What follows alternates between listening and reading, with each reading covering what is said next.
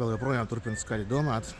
Un par to, ka šis baigi grūtais laiks tiem, kuriem šobrīd gribētos kaut kur ieguldīt. Neatstās tās opcijas. Ja vien neesi galīgi tās pasīvais investors, kurš ar to saprotot to, ka indeksa investors, kurš vienkārši uzlicis plānu mēnešu kaut kādā X datumā, vienmēr pērku.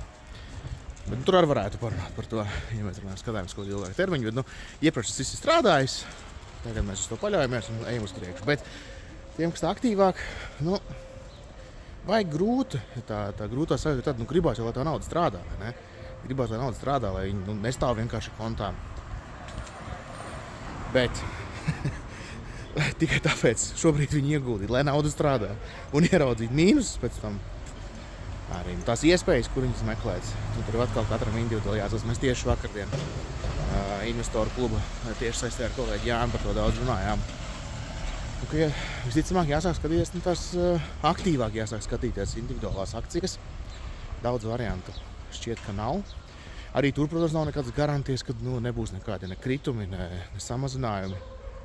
Redzējām vakar, kad viss ļoti strauji krītās, krīt gan arī viss, labi, pretī ir kāds tur īstermiņa obligācijas, vienkārši valstu obligācijas, valdību obligācijas, kuras pieaug cenām, bet tā citādāk var teikt, krīt viss, izņemot kaut kādas dažas atsevišķas. Līdz ar to nevajadzētu paļauties uz to, ka kaut kas šobrīd ir lēts, kaut kā īpaši pievilcīgs, ka tas būs pasargāts no korekcijām un kritumiem. Tā nav.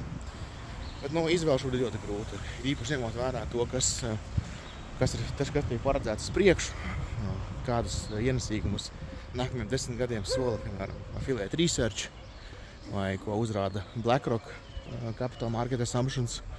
Tur nekas daudz nav. Tur nav tādi, kādi ir bijuši vēsturiski.